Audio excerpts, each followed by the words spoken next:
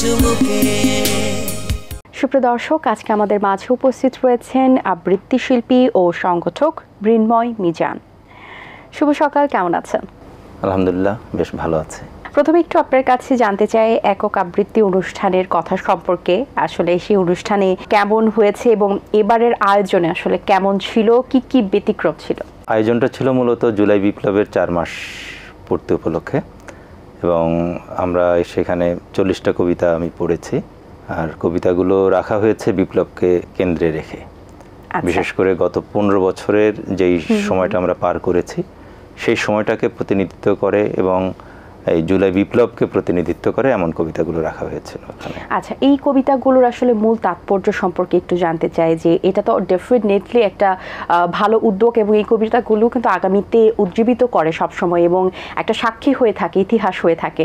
কিন্তু তারপর একটু আপনার কাছে জানতে চাই এটার মূল তাৎপর্য, মূল যে গুরুত্বপূর্ণ যে বিষয়গুলো রয়েছে এই কবিতার মধ্যে সেই সম্পর্কে।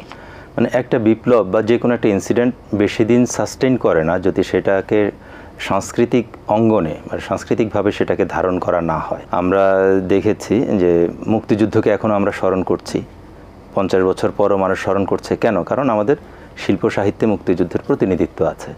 তো জুলাই বিপ্লব যে হয়ে গেল, এত বড় একটা ঘটনা ঘটে গেল, প্রায় 2000-এর মতো তরুণ তরুণীর জীবন দিল। তো সেই ঘটনাটাও আমরা খুব শীঘ্রই ভুলে যাব যদি এটাকে সাংস্কৃতিকভাবে আমরা উপস্থাপন করতে না পারি।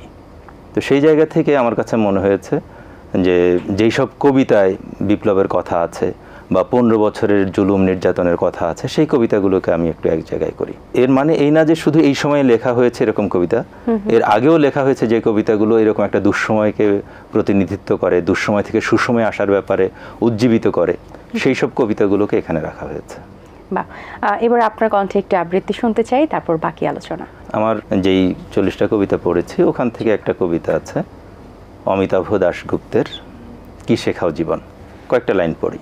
আমার সব সমর্পণ আজ সমুদ্রের দিকে একরোখা নদী, সব প্রতিবাদ থই থই বন্যার গলা বেয়ে উঠে আসা এক মহিষ রঙের টিলা।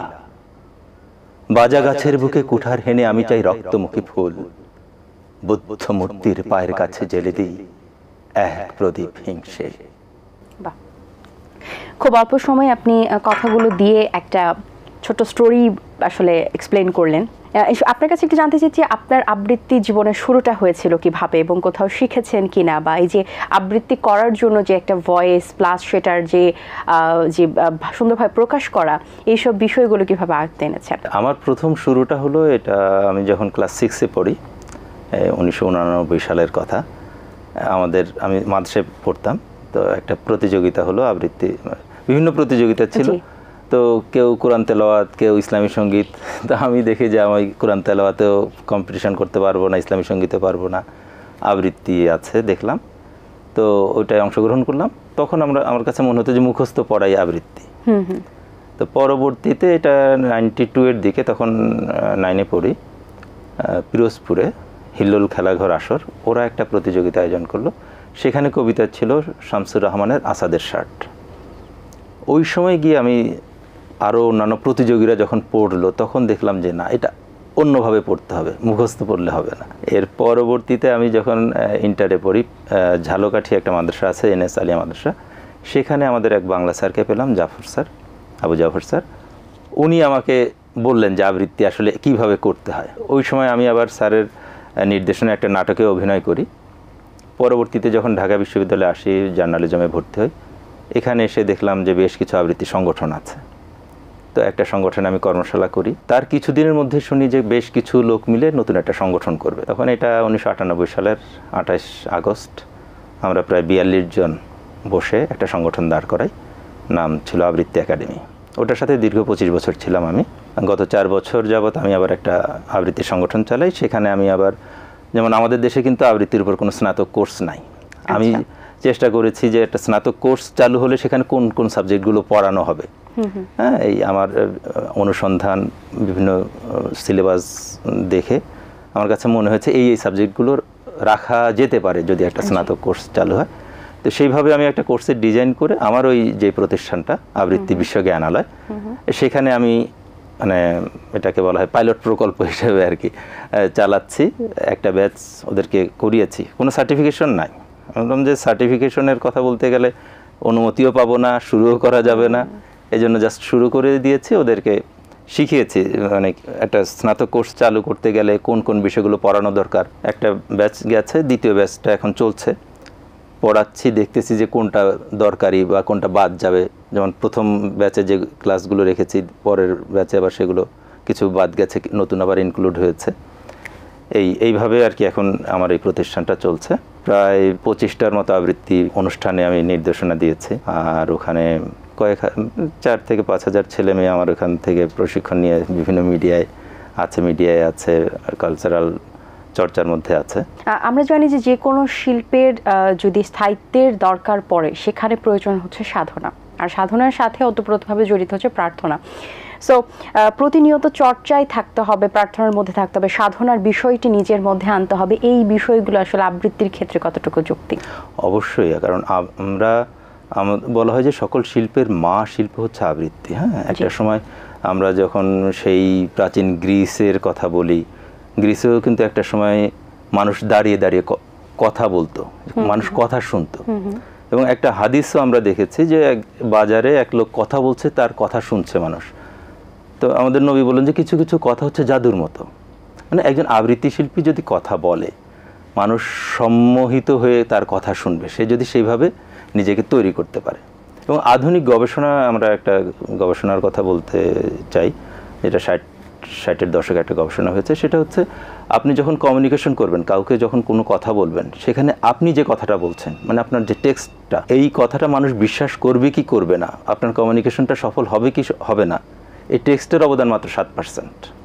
আপনি কিভাবে বলবেন তার অবদান হচ্ছে 38%। একজন আবৃত্তি শিল্পী ওই 38% নিয়ে কাজ করে। এখন আমি আমার কথাকে শুধু আবৃত্তি না, আমার দৈনন্দিন জীবনেও যেখানে আমাকে কথা বলতে হয়, মানে বাচিক কমিউনিকেশন যত জায়গায় হয়, সেখানে যদি আমাকে সফল হতে হয়, তাহলে এই যে ভালোভাবে কথা বলার বিষয়টা জানতে হবে। আর এটা এমনিতে হয় না। যেমন আমরা বলি যে শব্দের কালার আছে, যেমন আলোর একটা কালার, অন্ধকারের আরেকটা কালার। আমি যদি আলো বলে আলো বুঝাতে চাই, আলো, অন্ধকার, এই যে ডিফারেন্ট কালার, এটা যদি আমি দিতে না পারি, এই বোধটা যদি আমার না থাকে, বা আমি যে এই যে টোনটা চেঞ্জ করলাম, এটা যদি আমার মধ্যে না থাকে, তাহলে দর্শক শ্রোতা আমাকে নিবে না।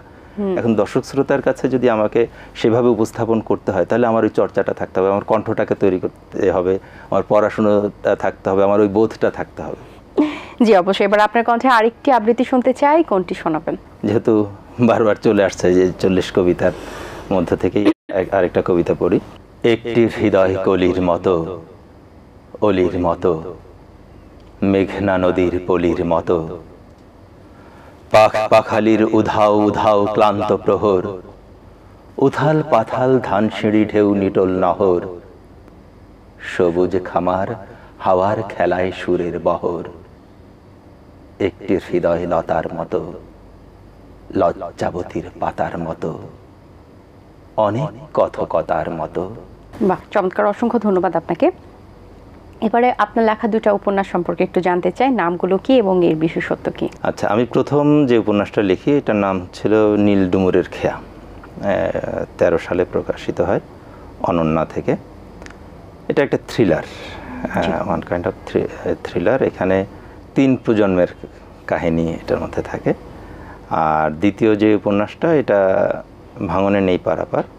এটা মূলত এই গত যে সময়টা গেল, আমরা পার করলাম, সেই সময়টাকে ধারণ করা হয়েছে এখানে।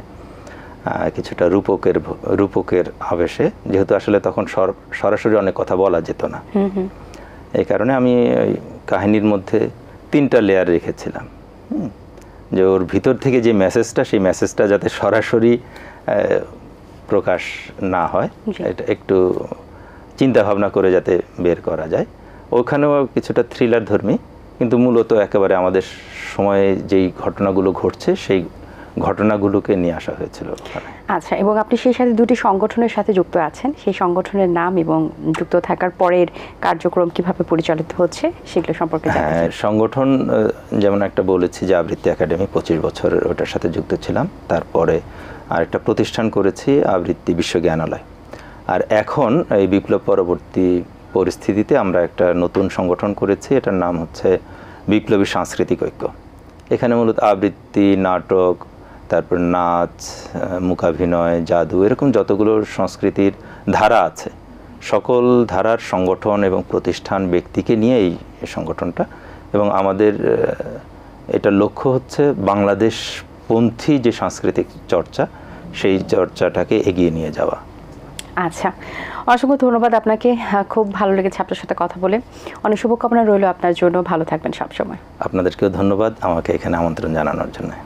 দর্শক, আশা করছি আজকের আয়োজন আপনাদের ভালো লেগেছে। আজ এই পর্যন্ত। আমার আজকের এই সুন্দর ড্রেসটি স্পন্সর করেছে আনসারা। দেখা হবে আগামী পর্বের নতুন কারোর সঙ্গে। সেই পর্যন্ত ভালো থাকুন, সুস্থ থাকুন এবং এটিএন বাংলার সাথেই থাকুন। আল্লাহ হাফেজ। দিন আসে দিন যায়, সময়টা চলে যায়, তবু আছি এই বেশ ভালো। জীবনটা রঙময়, যেভাবেই হওয়া চাই, নয় কভু সাদা কালো। এই আশাতে স্বপ্ন ভাসে, সুখ হাসে চোখে মুখে, চায়ের চুমুকে।